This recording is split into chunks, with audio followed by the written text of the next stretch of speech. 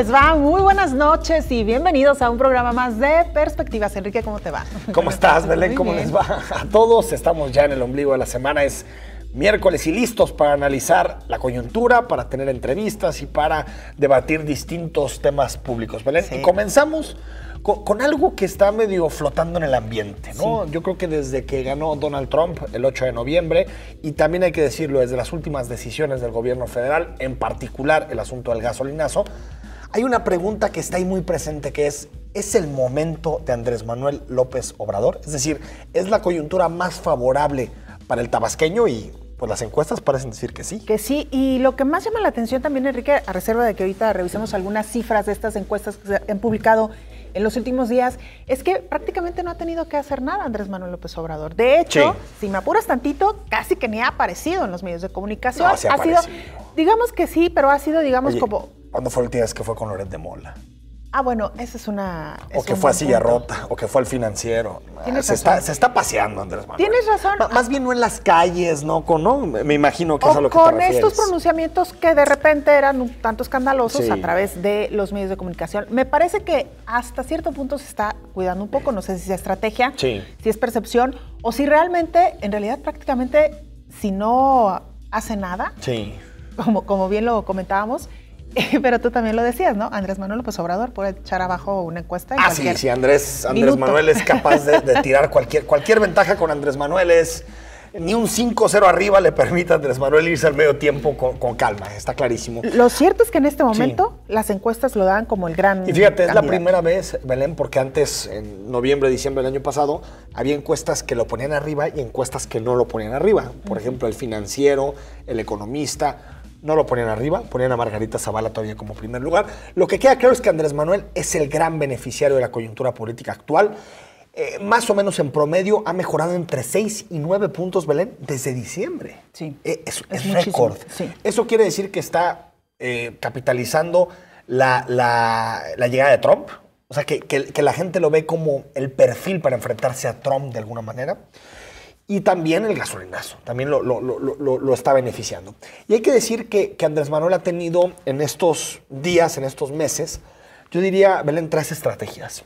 La primera, se ha moderado clarísimamente. Incluso el hecho de admitir en su equipo de trabajo a gente como Esteban Moctezuma, claro, un priista reconocido, Sí, que se integra al equipo de Andrés Manuel López Obrador, y a perfiles, por ejemplo, del PRD, que él en su momento los calificó como la mafia del poder, pero que son moderados del PRD, como Armando Ríos Peters, como Zoé Robledo.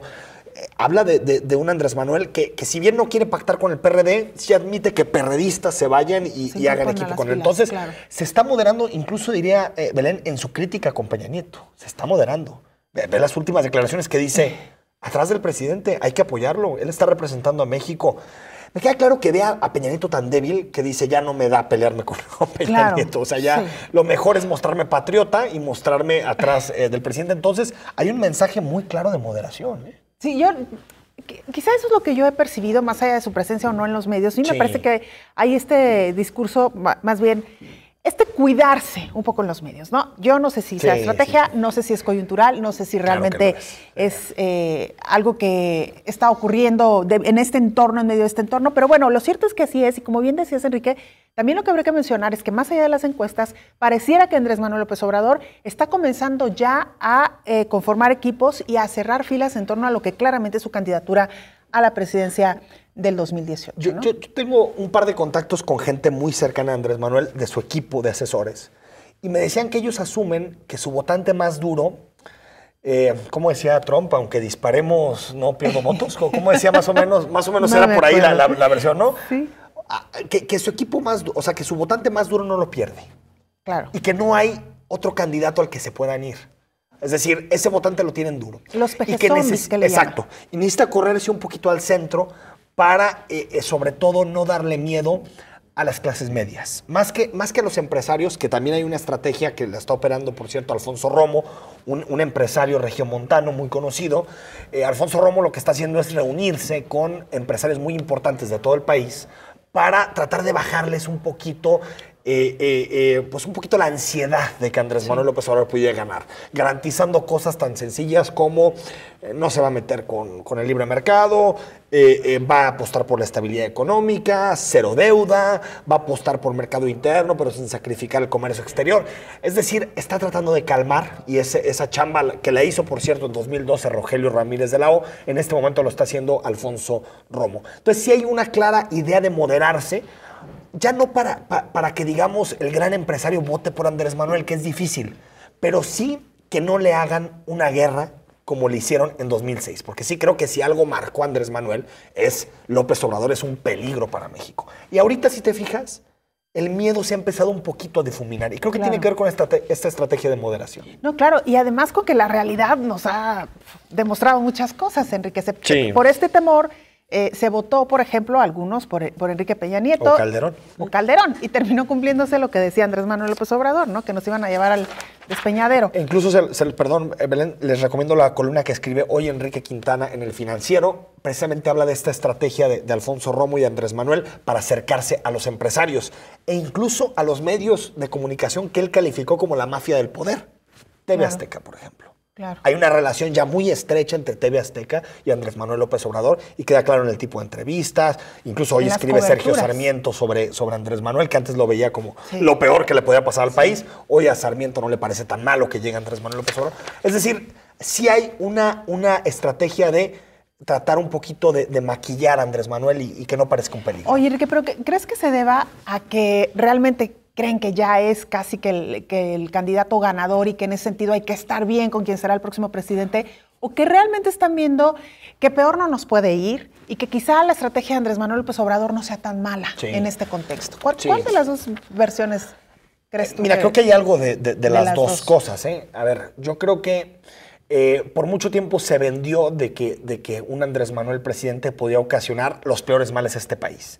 Y sin embargo, hemos visto dos presidencias, el caso de Felipe Calderón y de Enrique Peña Nieto, en donde pues, prácticamente un promedio en el caso de Calderón, 120,000 muertos, y en esta 90,000 muertos por una estrategia terrible contra el crimen organizado, un crecimiento económico muy bajo, salarios precarios, prácticamente 7 millones de pobres desde que inició Felipe Calderón hasta... Es decir, todos los males que nos pintaban, pues ocurrieron con Felipe Calderón y con Enrique Peña Nieto, con quien supuestamente eran los sensatos. Claro. Entonces creo que hay lo que dice nuestro amigo y colaborador Augusto Chacón, hay una especie de pago por ver, como en las cartas, ¿no? Está bien, pues tal vez no le crea tanto a Andrés Manuel, pero pago por ver. Ya he visto tantas cosas que igual en este momento no hay tanto problema.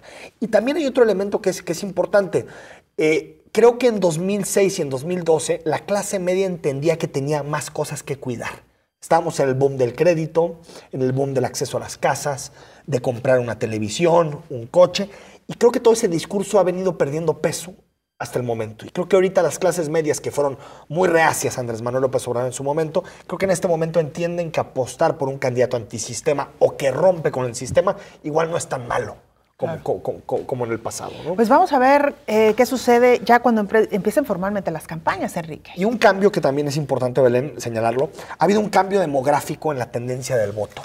En 2006 y en 2012, y es hasta paradójico, ¿quién crees que fue o los dos sectores poblacionales que hicieron que Andrés Manuel López Obrador no ganara? ¿Quién te imaginas? Los jóvenes. ¿No? ¿Las mujeres? No tuvo voto femenino prácticamente. Peña Nieto ganó el voto femenino en 2012 y Felipe Calderón en 2006. Que fíjate, casi siempre está medido en las encuestas que las mujeres votan un poco más conservador que el hombre, en general. En 2006 apostaron por Felipe Calderón 6 de cada 10 mujeres. Importante. Y 53% en el caso de Enrique Peña Nieto. Y el otro factor, y lo digo que es paradójico, el otro segmento poblacional son los adultos de la tercera edad. Te lo digo paradójico porque se hizo famoso Andrés Manuel por una política pública que era el apoyo a los viejitos, si te fijas. Claro, los de Entonces parece paradójico que ellos no lo apoyaron. Y creo que en este momento el voto de la tercera edad ha perdido mucho peso en México, y el que ha ganado son millennials, 18 años. Claro. Entre 18 y 34 años tendrá 43% del padrón a partir de la siguiente elección. Y en ese Andrés Manuel está sacando una ventaja importantísima. No porque conecte demasiado con el joven, sino porque el joven se atreve un poquito más a apostar por opciones no tradicionales y el más no tradicional de los que están en la boleta es Andrés Manuel López Obrador. Entonces creo que se le están cuadrando los astros para que en términos poblacionales, en términos de discurso, moderación, ya no hay tanto miedo como hubo en 2006. Pero bueno, sabemos cómo es Andrés Manuel. Oye, y hablando de cuadrar los astros, hasta con la suerte de que ya revisamos las encuestas anteriores respecto a los candidatos de los otros partidos, de los precandidatos o de los aspirantes, y es que no hay gallo, Enrique. No. El Partido Revolucionario Institucional en la lona, con un presidente con una popularidad bajísima, y el Partido de Acción Nacional no termina de repuntar. Margarita Zavala, que tampoco ha sido la gran candidata por muchos factores internos, ella misma incluso. Así que, bueno, ¿quién le va a hacer, digamos que, el frente a Andrés Manuel López Obrador? Muy interesante, porque por un lado el PAN sigue sin definir claramente un candidato. Ricardo Anaya tiene mucha fuerza. Creo que al final va a ser Margarita la candidata, pero Ricardo Anaya va a buscar llevar la contienda casi hasta el final para poder negociar otras cosas, ¿no? Candidaturas al Senado, a las diputaciones, candidaturas a las gubernaturas. Pero sí creo que el hecho de que Margarita tenga un vínculo con el pasado tan claro, como es el caso de Felipe Calderón, la debilita mucho. Sí, totalmente. Y que muchos de los problemas que identificamos, como por ejemplo la inseguridad, tienen mucho el origen en el sexenio de Felipe Calderón. Entonces creo que lo debilita mucho. En el PRI la marca está devastada. Lo analizamos hace una semana. Sí. Que la marca PRI en este país valga 14 puntos es algo que a mí nunca me había tocado ver. Bueno, vale tremendo. 14%. Tremendo. Y aparte los candidatos no son ninguno, lo publica SDP, el único candidato que más o menos atrae a los jóvenes y que más o menos hace un vínculo, por ejemplo, con el nuevo votante es José Narro. Que tampoco ha dicho que sí a una candidatura del PRI. Claro. Ya estuvo en un consejo del PRI, puede ser candidato, pero bueno. Y José Narro es un académico muy destacado, muy prestigiado. Yo no lo veo como candidato haciendo campaña, haciendo política. Está difícil, pero fíjate, bueno, Loren de Mola en una columna hace poco le llamaba el Bernie Sanders mexicano. Tampoco es para tanto. Yo creo, bueno, Bernie Sanders tiene mucho oficio. Se pasó unos 100 metros en su carrera Loren de Mola. Pero, pasó varios pueblos. Varios pueblos, como dirían. Pero yo creo que puede ser que en una coyuntura José Narro sea candidato. Y lo interesante es que Andrés Manuel se ha tragado al PRD, y esto es algo que tal vez nos dará un programa para analizar, se ha tragado al PRD sin necesidad de pactar con el PRD. Exacto. Que es algo interesantísimo. Hay una huida que es ya prácticamente en el PRD quien cierra la puerta. Claro. Ya solo quedan los chuchos. Prácticamente se acabó. Y hablando de migración, en estos días también la salida del diputado de Movimiento Ciudadano, Hugo Rodríguez, yendo ahora a Morena. Esto es lo que me refería un poco como empieza a cerrar filas Andrés Manuel López Obrador, Torruco, ex secretario de Turismo en la Ciudad de México, que también pues abandona el cargo o lo despiden, es la impresión que quiso dar Mancera, para incorporarse también al equipo de Andrés Manuel. Andrés Manuel está tejiendo su equipo, tiene que jugar como billarista, muchos equilibrios. Si se equivoca por algunas declaraciones, la gente, la clase media, se va a acordar de Andrés Manuel, el intransigente, de Andrés Manuel, el que no logra pactar, el que no logra acordar, el que juzga con facilidad, el que no se le puede creer sus propuestas porque no hay dinero que ajuste para pagar todo lo que propone Andrés Manuel. Tiene que ser demasiado sensato en su discurso. Y creo que su equipo de asesores tiene muy claro eso. Yo creo que ya aprendieron un poco. Algo deben de haber eso aprendido. Decíamos en el 12. Ojalá, ¿no? Ojalá. Oye, y figuras como Cuauhtémoc Cárdenas que también ya empiezan allá a cobijarlo. Es decir, a ver si Andrés Manuel logra aglutinar a todo a toda la izquierda. El sueño, ¿no? También, por ejemplo, había una ruptura entre Alfaro y Andrés Manuel, y en últimas semanas hay más diálogo que en el pasado. Es que incluso Hugo Rodríguez puede obedecer más que una ruptura real a jugar dos bandas. Está interesante, porque, les conviene, por supuesto, colgarse de la figura de Andrés Manuel López Obrador. En fin. Da votos, Andrés Manuel. Vamos a la pausa, regresamos. Tema buenísimo esta noche, anticorrupción y los nuevos organismos que se crean precisamente para combatir la corrupción en nuestro país.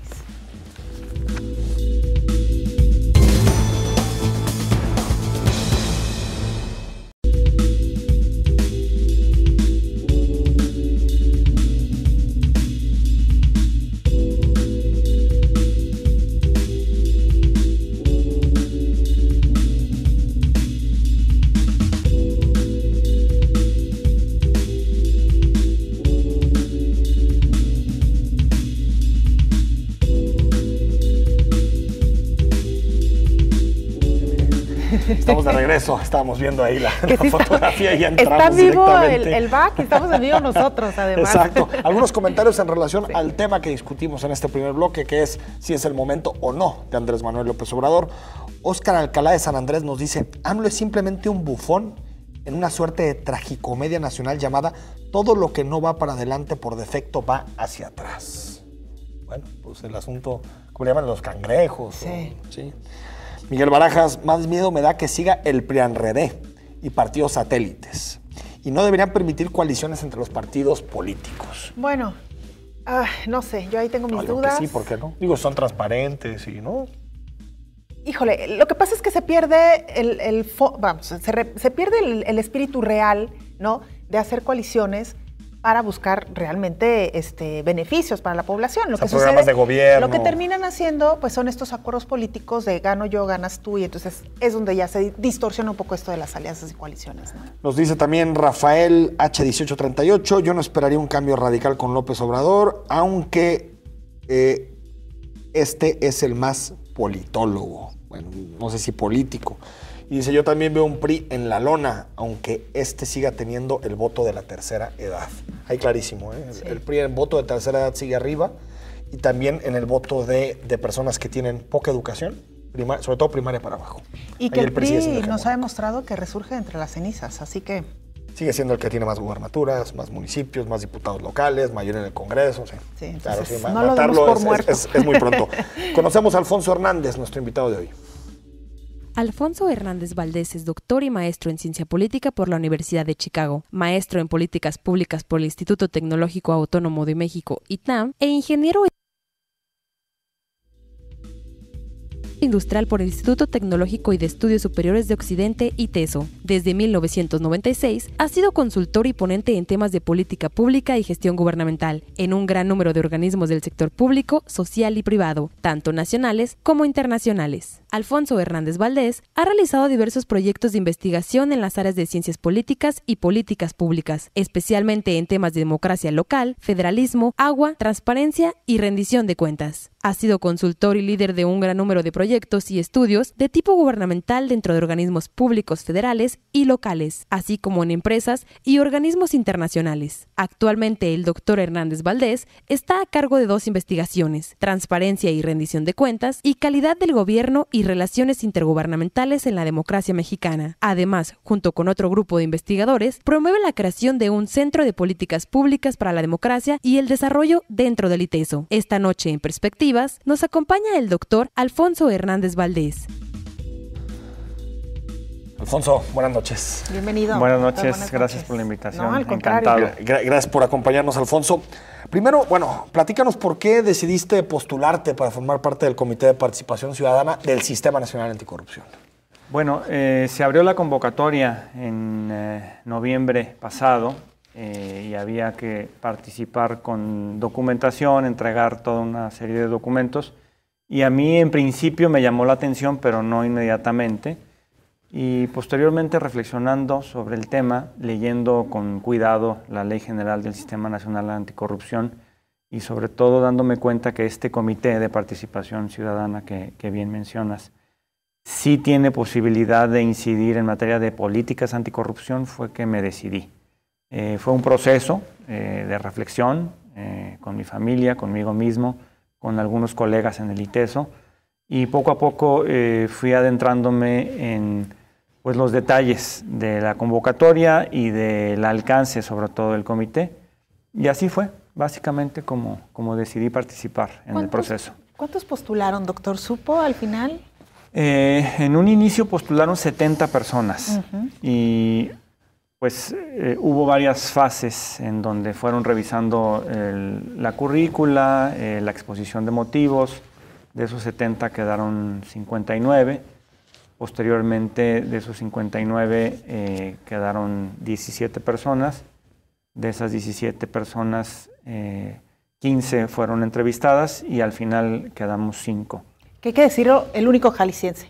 Sí, el único jalisciense. Bueno, creo que el único externo a la Ciudad de México, ¿no? Sí, mis colegas son de la Ciudad de México, yo soy el único que es fuera de la Ciudad de México. Ahora, platícanos cuáles son las funciones del Comité de Participación Ciudadana. Bueno, en general tienen dos funciones este comité. Una que va a coadyuvar a un comité coordinador, eso es importante destacarlo.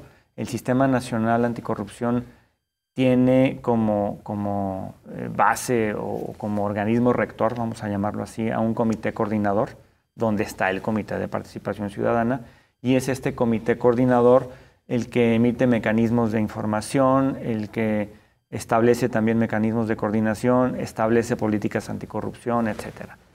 Y ahí este Comité de Participación Ciudadana provee de toda esta serie de insumos, vamos a llamarle así. Esa es una primer gran función.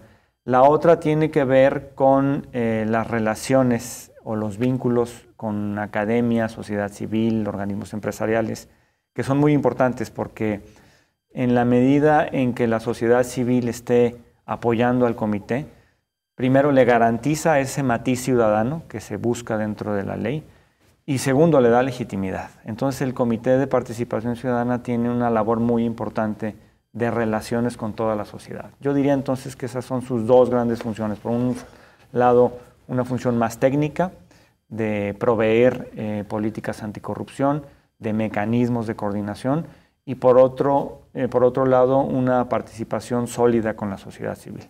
Ahora, doctor, es la primera vez, según entiendo, que se forma un órgano colegiado integrado por ciudadanos que además fueron elegidos por ciudadanos, hay que decirlo, en el caso de este comité, y que entiendo es la primera vez que un órgano de este tipo, ciudadanizado, tendrá funciones públicas. ¿Esto implica un reto adicional y a qué se refiere con eso de funciones públicas? ¿Qué marca la diferencia? Bueno, sí, es una experiencia inédita en el país.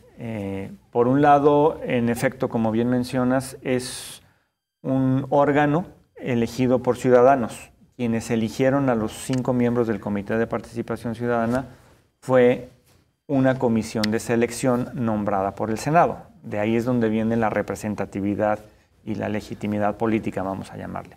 Esta comisión de selección está integrada pues por destacados académicos, empresarios, miembros de la sociedad civil. También participa una jalisciense, que es Cintia Cantero. En el comité de selección. En el comité, en la comisión de selección. Y es algo inédito, decía yo, porque no hay antecedentes tan claros, al menos en otros organismos ciudadanos, ¿no? Y sobre tu otra pregunta acerca de las funciones públicas. En efecto, en la medida en que este Comité de Participación Ciudadana es capaz de estipular políticas anticorrupción y el comité coordinador de diseminarlas o de hacerlas públicas o de impulsarlas dentro de la propia ley, en esa misma medida tiene una función pública. Es curiosa la figura de quienes integramos el Comité de Participación Ciudadana porque, por un lado, somos ciudadanos, ¿sí?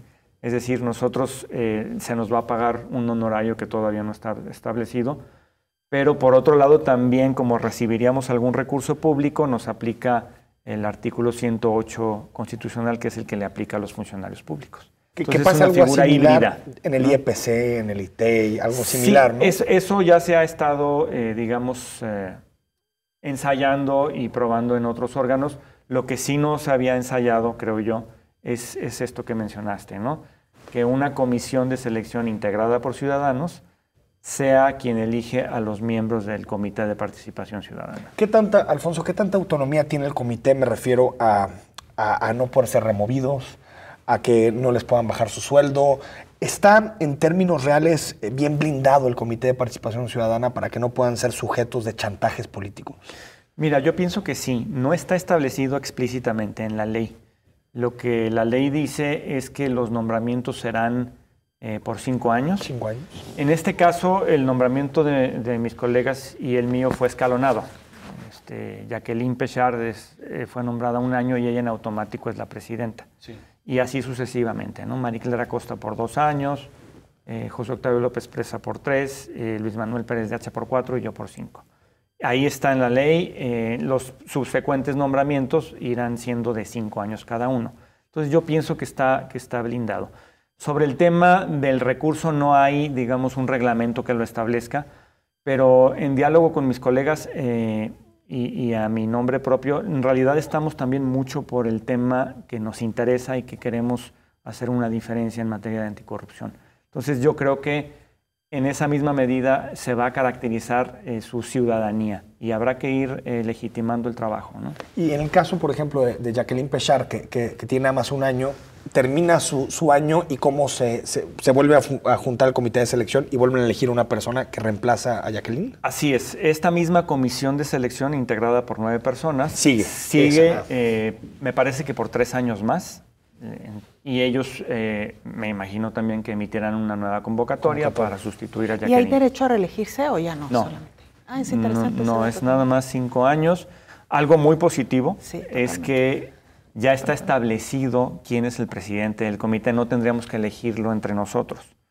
Que eso también quita grilla. Sí, por supuesto, ¿no? Porque eso le metería mucha presión, ¿no? Siempre se politiza. Que es un órgano político, hay que decirlo, ¿no? Pero político en el buen sentido. En el buen sentido, yo diría, Claro, ¿no? Pero esta parte me parece que fue un acierto. Vamos al corte, seguimos platicando con Alfonso Hernández sobre el Sistema Nacional Anticorrupción, a ver si lo explicamos también y si definimos qué es la corrupción. Totalmente. Porque hablamos todo el tiempo de ella, pero no sé si tenemos claro qué es la corrupción. Con esto y más regresamos.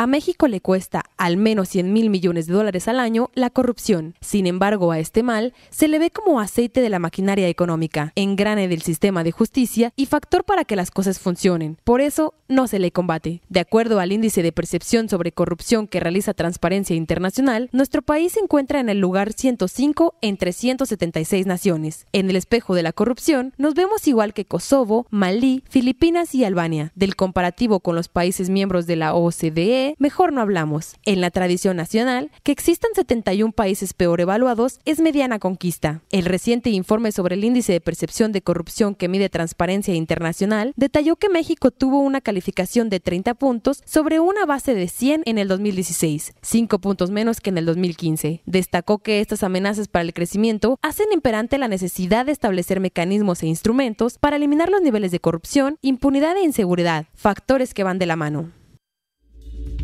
Ver mensajes sobre el tema que estamos platicando. Estamos hablando sobre el Sistema Nacional Anticorrupción y en particular, y hay que decirlo, un integrante del Sistema Nacional Anticorrupción, un integrante del Comité de Participación Ciudadana, que es de aquí, de Jalisco, y que bueno, es el único externo a la Ciudad de México, ¿no? Alfonso Hernández.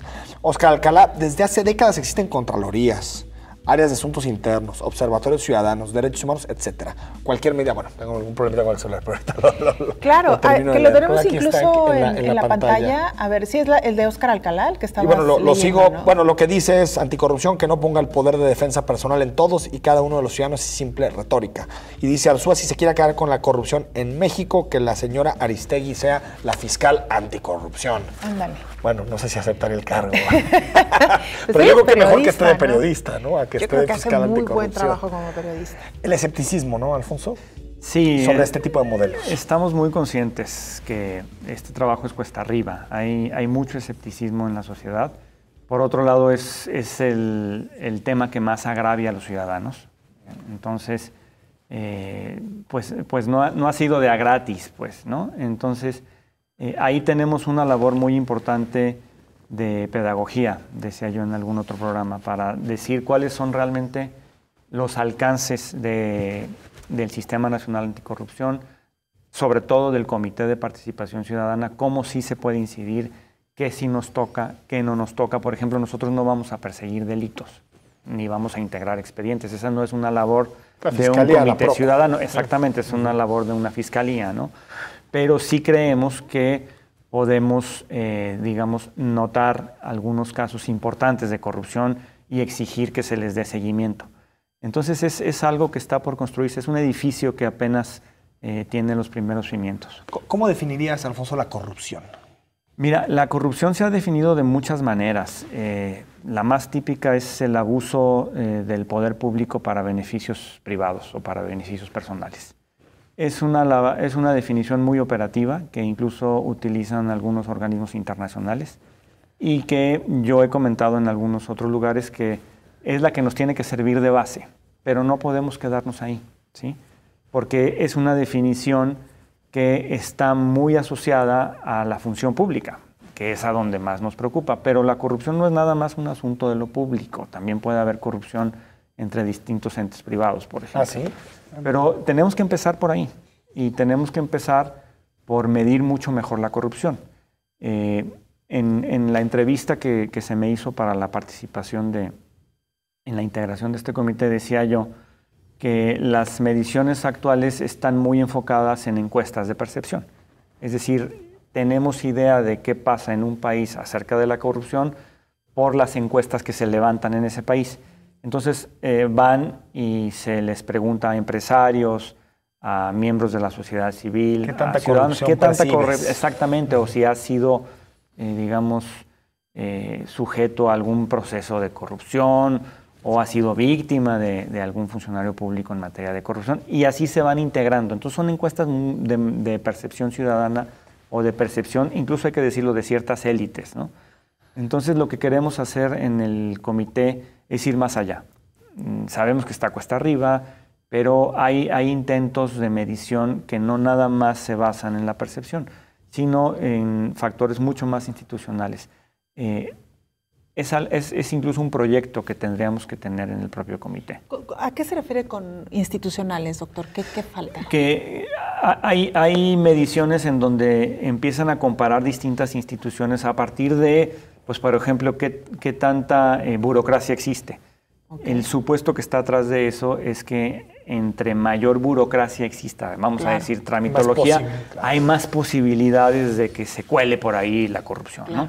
Entonces, son formas innovadoras de medirlo. Nosotros apenas vamos a iniciar con ese proceso, pero es un reto del propio comité. Y yo creo que un buen ejemplo, ahora que lo mencionaba, pienso, no sé ustedes cuál ha sido su experiencia, pero en el caso del sistema de administración tributaria, me parece que con esta apertura, el facilitar el pago de los impuestos, de que uno ya lo puede hacer desde una computadora, ha contribuido a que el ciudadano empiece a pagar sus impuestos. Hasta los coyotes me parece que SAT es un buen ejemplo de cómo podemos ir eliminando la corrupción, la evasión de impuestos, porque antes pagar impuestos era todo un rollo, ¿no? Sí. Como necesitabas contador y mil cosas más. Doctor, le quisiera preguntar también, a propósito de esto que menciona, le voy a poner un ejemplo, no sé si sea el acertado, pero y si no, usted lo cambiará y entonces podremos explicarlo mejor a la audiencia. ¿Qué hubiera pasado, por ejemplo, en el caso de la Casa Blanca, si ya estuviera en operaciones este Consejo Ciudadano? A mí me parece que si este Consejo Ciudadano ya hubiese estado en operaciones, pero sobre todo, y hay que recalcarlo mucho, tuviese una legitimidad social muy fuerte, es decir, que detrás de él estuvieran miembros de la sociedad civil, empresarios, universidades, que es lo que pretendemos en el mediano plazo, quizá el curso de las investigaciones hubiera sido otro. No sé si el resultado, pero el curso sí. Y probablemente también otra persona hubiera estado a cargo de la función pública. Quizá los personajes hubieran cambiado. Y eso, en el momento en que tú cambias las personas, probablemente cambien los resultados de una investigación. Obviamente uno no puede hacer un juicio hasta no tener la evidencia concreta y real. Pero eso es precisamente de lo que trata todo esto en materia de los lazos con la sociedad civil. Que si le das legitimidad a un cuerpo ciudadano, entonces el propio gobierno tiene que asumir que esa fuerza social que está dentro del comité, pues hay que tomarla en cuenta, porque entonces la deslegitimación del sistema, del régimen, se nos cae a pedazos, ¿no? Incluso hasta el costo político. Totalmente, ¿no? porque... Vamos a decirle al comité de participación, lo que tú me pides no lo voy a hacer, los documentos que me pides no los voy a abrir. Te cuesta, te puede costar si el comité, en este caso, tiene credibilidad pública. Por supuesto. Si le creemos. Si no tiene esa legitimidad y esa credibilidad, pues no va a pasar gran cosa. Ahora, hay el sistema, creo que también se tiene que explicar mucho porque es un rompecabezas tremendo, 7 leyes secundarias, reformas constitucionales. ¿Por qué no nos explicas los puntos fundamentales del Sistema Nacional Anticorrupción? Sí, yo me enfocaría sobre todo en el comité coordinador. El comité coordinador, sí, ¿no? Claro. Sí, está integrado por 7 entidades. Una de ellas es el Comité de Participación Ciudadana. Y es importante decirlo, el presidente del Comité de Participación Ciudadana es a su vez el presidente de todo el comité coordinador. Lo cual es interesante porque un ciudadano es quien lo preside. Entonces, esa es una de las 7 entidades. Las otras 6 es, por ejemplo, el INAI, que es el Instituto Nacional de Acceso a la Información, de Transparencia, que todo el mundo lo conoce. Está la Auditoría Superior, que es muy importante. Está la Fiscalía Anticorrupción, también muy importante. Está la Secretaría de la Función Pública. Este es Esa es una pieza fundamental del sistema, porque recordemos que esta secretaría es donde se encuentran todos los contralores internos o los titulares como la de los Contraloría órganos que conocemos nosotros. Exacto, aquí en los Jalisco. órganos internos de control, ¿no? Y su labor es primordial porque son los que a su vez revisan que la cuenta pública de cada una de las dependencias federales pues se lleve de manera correcta. El lazo que tiene que haber con la auditoría y con la Secretaría de la Función Pública es muy relevante. Está el Consejo de la Judicatura, está el Tribunal Administrativo. Entonces son todas las entidades que integran el sistema. Eso es por un lado. Por otro lado, mencionabas tú las leyes, ¿sí? A mí me parece que la de responsabilidades administrativas es crítica, porque ahí es donde se establecen, por ejemplo, los formatos tipo ley 3 de 3. 3 de 3. Y es desde donde se le va a dar seguimiento a la evolución patrimonial de los funcionarios públicos, así hay alguna falta o no, y donde va a estar registrada. El propio Sistema Nacional Anticorrupción prevé 6 sistemas electrónicos, ¿sí? Casi todos ellos tienen que ver con seguimiento de la ley 3 de 3, pero hay otros, de faltas administrativas y denuncias de hechos de corrupción, hay un sistema, incluso para que los ciudadanos, y ese sistema es muy importante, puedan colocar quejas y denuncias y se les dé seguimiento, ¿sí? Va a haber un sistema para ello. Y el propio Comité de Participación Ciudadana tiene un mandato ahí de impulsar que se establezcan a la brevedad todos estos sistemas.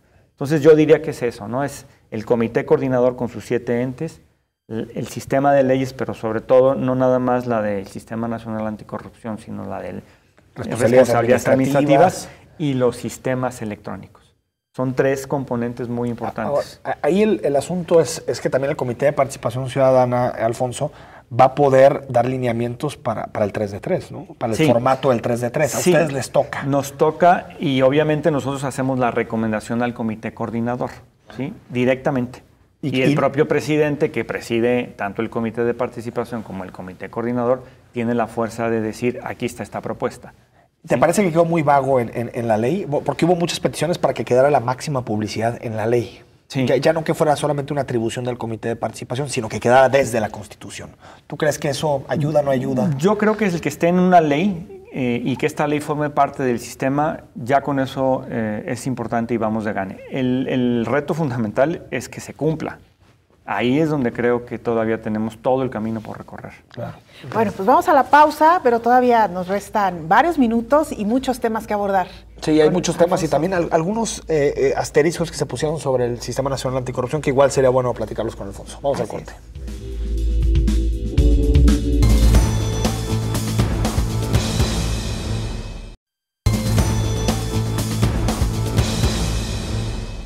El Sistema Nacional Anticorrupción cuenta en sus bases con diversos mecanismos que buscan prevenir los actos de corrupción, tales como códigos de ética, protocolos de actuación y mecanismos de autorregulación. El 27 de mayo de 2015 se publicó la reforma constitucional que creó el Sistema Nacional Anticorrupción como instancia de coordinación entre autoridades de todos los órdenes de gobierno. En el periodo extraordinario de la 62 legislatura, se aprobaron 7 paquetes de legislación secundaria para prevenir y combatir la corrupción. La meta es que el Sistema Nacional Anticorrupción sea presidido por los ciudadanos para crear instituciones fuertes y autónomas con el objetivo de prevenir y castigar la corrupción. Se busca eliminar trámites innecesarios y que las contrataciones y obras públicas se realicen con total transparencia.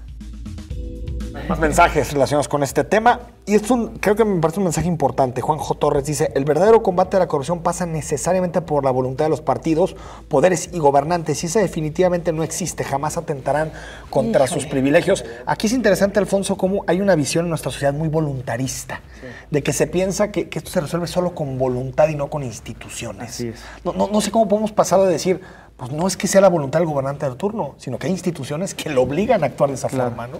Sí, las instituciones tienen un papel fundamental. De hecho, está este debate iniciado por el presidente de que la corrupción es un asunto cultural. En realidad es un asunto cultural, pero es un asunto también institucional. Y cuando uno revisa, por ejemplo, cómo se ha atacado la corrupción en otros países, este binomio les queda muy claro, ¿sí? Y a mí me parece que con este sistema, con este entramado institucional, pues tenemos digamos, un camino por el cual hay que empezar a caminar. Y hay que aprovecharlo. Es un instrumento que los ciudadanos perdón, tienen, digamos, todo para ganar, ¿no? Sí. Y nosotros somos responsables de hacerlo funcionar. Es que, digo, creo que no tendríamos que esperar a que haya un gobernante con la voluntad de meter a la cárcel a Javier Duarte para que suceda. Claro. Esa es la diferencia entre instituciones sólidas y voluntad. Pero en México tenemos mucho la idea de que es la voluntad. Si no lo quieren meter a la cárcel es porque no tienen voluntad de meterlo. También un poco porque la experiencia así no lo ha demostrado, sí. ¿no? O sea, el presidente tomaba la decisión y decía, va para el bote y se acabó, ¿no? Era un asunto directo de él, ¿no? Un reflejo incluso de la debilidad institucional. Claro, ¿no? Totalmente. Ahora, doctor, entendemos que por primera vez también la Auditoría Superior de la Federación va a poder fiscalizar los recursos estatales o los recursos que se transfieren a los estados, lo que antes era una salvedad. ¿Esto de alguna manera vendrá realmente a mejorar la fiscalización de las entidades? ¿Cómo lo ve usted? Yo pienso que sí, siempre y cuando también se solidifique el tema de las auditorías a nivel estatal. Es decir, no debe de ser nada más un asunto central, sino debe de ser un asunto local. En la medida en que tengamos fortaleza en las auditorías, tanto locales como a nivel federal, en esa misma medida creo que se va a poder ir atacando el tema de la corrupción. Porque cuando se realiza una auditoría desde el nivel central, lleva su tiempo. Y seguramente habrá elementos que escapan a esa auditoría federal. Para eso tendría que haber una solidez institucional a nivel local. Entonces yo creo que hay que atacarlo desde los dos frentes. Y eso tiene mucho que ver con cómo se aterriza el sistema nacional en los estados. Así es. Y no sé, Alfonso, si en el comité ya han discutido ese tema. Precisamente mañana tenemos una reunión y es de los temas que está en la agenda.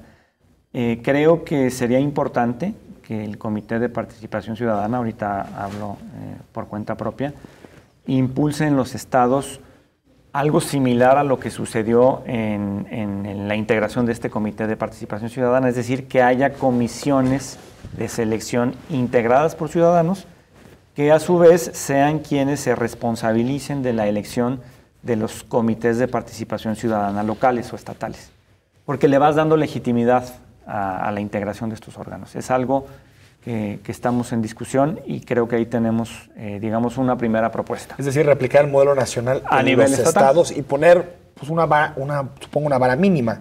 Quien quiera ir un poquito más adelante en algunas cosas. Excelente. Que se pueda, ¿no? Pero que no baje. Pero replicar ese modelo en los estados. Y en el caso de las expectativas, Alfonso, que esto lo hemos platicado sobre todo en los cortes comerciales, ¿qué puede lograr el comité en los próximos, digamos, 1 o 2 años? Pues a mí me parece muy importante lograr dos redes, una con sociedad civil y otra con universidad, que legitimen desde la academia, desde los organismos no gubernamentales, la labor que estamos haciendo.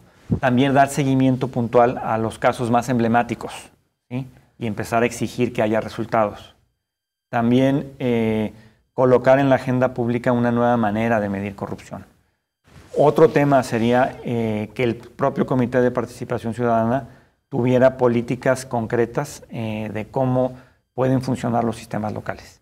Entonces, son varias cosas que si logramos colocarlas en la agenda pública, en esa medida nos vamos a ir legitimando ante la sociedad. Sí, porque hay que decir que al final es muy complejo, ¿no? El asunto de la corrupción está metido dentro de las instituciones, está metido dentro de la cultura, de nuestra forma de operar. Los ciudadanos, ¿no? Exacto, la sociedad. Entonces, es como una especie de cáncer que está ahí, y extirparlo es muy complejo, porque va desde los 15 o 20 pesos que le puedes dar a quien recoge la basura en tu casa, hasta un contrato, una concesión de obra pública de miles y millones de pesos. Es decir, es un sistema la corrupción, ¿no? En sí mismo, Alfonso. Sí, por eso es difícil extirpar de golpe, ¿no? Es un problema de largo plazo. Eso hay que decirlo. Es decir, la corrupción no se va a acabar mañana, ¿sí? Lo que sí puede suceder es que si el sistema funciona y si los sistemas locales funcionan, podríamos en el corto plazo estar colocando las bases para ver un país diferente en una década. Claro. Oiga, doctor, y a propósito de eso, a ver, sé que es muy complicado porque el tema en sí tiene muchas aristas, muchos frentes, pero ¿Cuál sería, digamos, como este fin último? Es decir, en 10 años, ¿qué tendría que pasar con este país? Que realmente los funcionarios públicos que incurren en corrupción estén en la cárcel, sean sancionados, y también qué tendría que pasar con el ciudadano. No sé si son como las dos grandes esferas. Sí.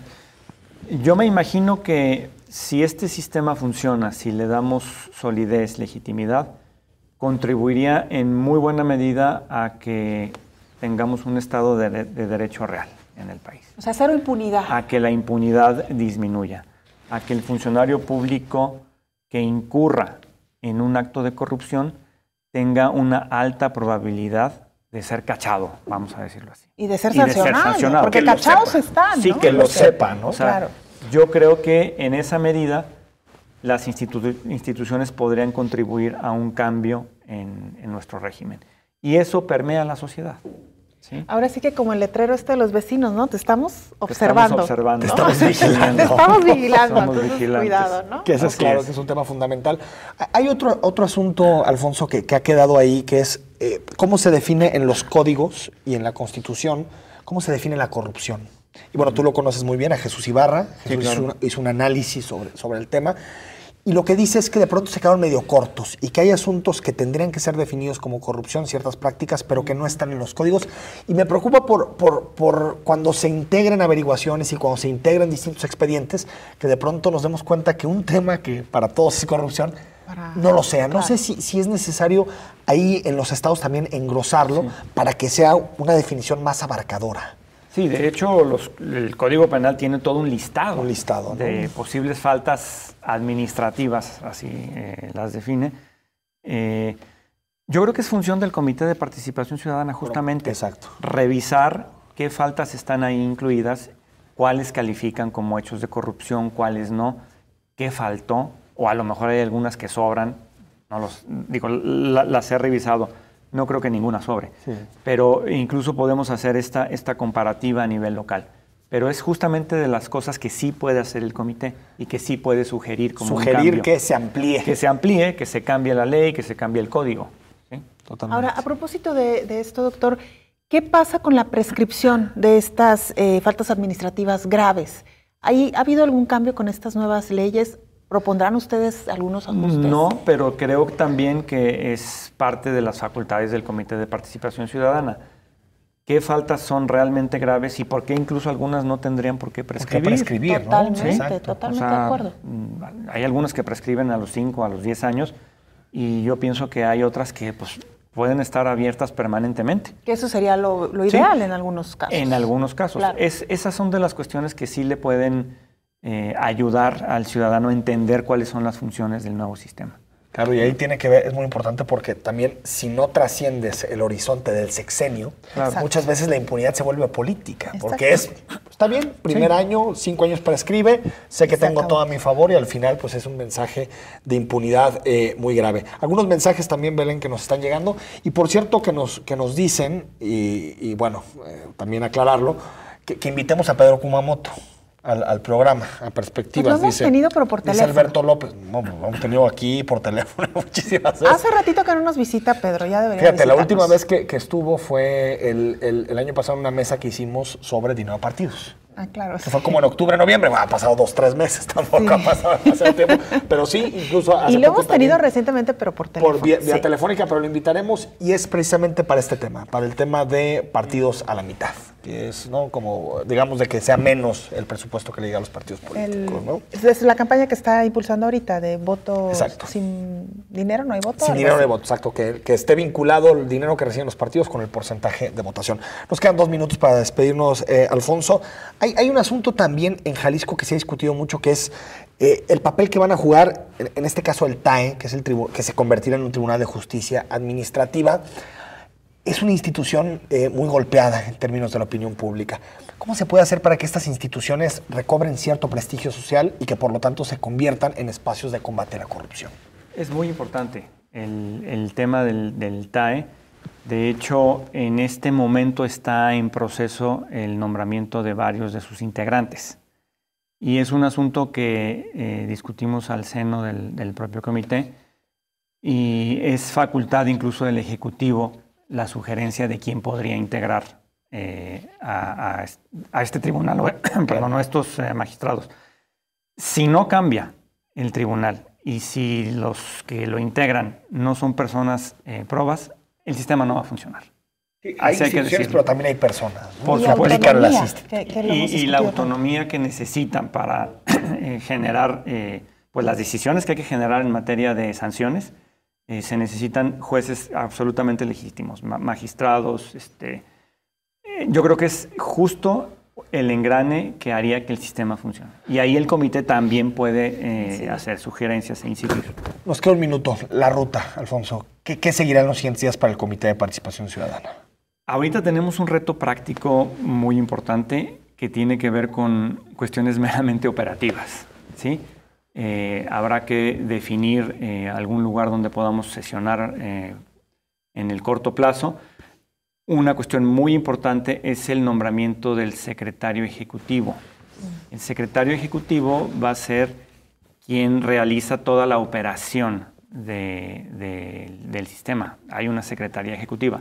Perdón, se llama secretario técnico de la Secretaría Ejecutiva.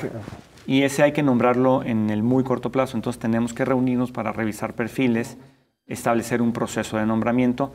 Y ya una vez que esté el secretario técnico, ya se podrá ir integrando toda la Secretaría Ejecutiva, que es la que le va a dar operación al sistema. Pues le daremos seguimiento. ¿Se queda a vivir en Guadalajara o tendrá que trasladar? Aquí voy a estar. Yendo y Me viniendo. trasladaré a la Ciudad de México eventualmente. Tendremos que definir todo eso. Pero sí estaremos. Hay que seguir con el diálogo, ¿no? Una gran ventaja quedarse en Guadalajara, ¿no? Así es. Gracias, Alfonso. No, al Muchas contrario. gracias. Enrique, El viernes tenemos a un científico. Sí, Durruti de Alba. Durruti Jesús de Alba. Exactamente, que, bueno, pues un gran científico jalisciense. No se lo pierda, va a estar interesante. Con él nos volvemos a encontrar el próximo viernes. Viernes a las 9.